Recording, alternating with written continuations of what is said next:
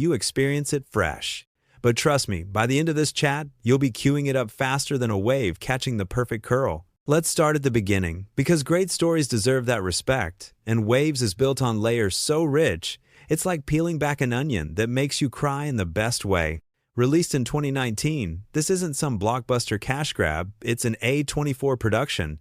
That indie darling of a studio known for films like Hereditary and Moonlight, the ones that sneak up on you with their emotional gut punches.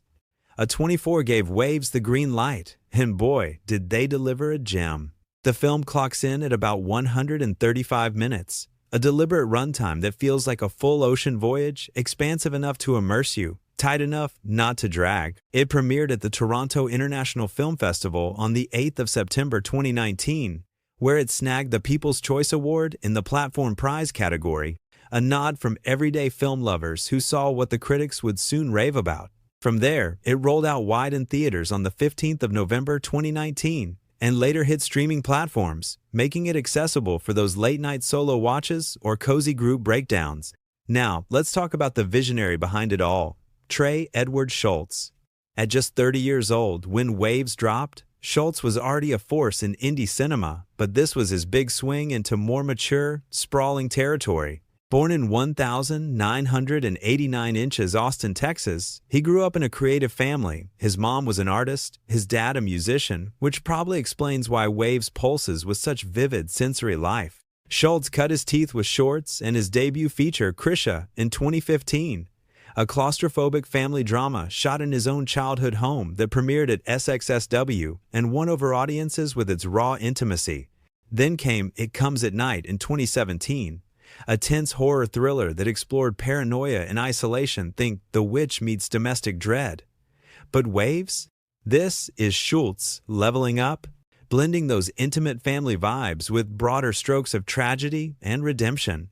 He wrote the script himself, drawing from personal experiences, losing his father to addiction, navigating the pressures of youth in suburban America. Shults has said in interviews that he wanted to capture the beautiful and brutal duality of life, and he pours that into every frame. As a director, he's all about authenticity. He casts non-actors in smaller roles for that lived-in feel, and he blocks scenes with the precision of a choreographer, making sure every movement echoes the emotional undercurrents. If you're into directors who treat cinema like poetry, visceral, rhythmic, unapologetic, Shults is your guy, and Waves is his love letter to that craft. But a film like this doesn't soar on direction alone. It's the ensemble cast that makes it sing. Leading the charge is Kelvin Harrison Jr. as the central figure, a high school wrestler named David. Harrison, born in 1,994 inches New Orleans, exploded onto the scene here after roles in Monster and The Trial of the Chicago 7. His performance? Electric. He brings this coiled intensity part golden boy, part powder keg that had critics calling it a breakthrough. You feel every beat of sweat, every flicker of doubt in his eyes. It's the kind of work that reminds you why actors are wizards. Opposite him, or rather evolving alongside, is Taylor Russell as Emily, David's sister. Russell, a Canadian actress born in 1994, fresh off Lost in Space, delivers a quiet storm of a portrayal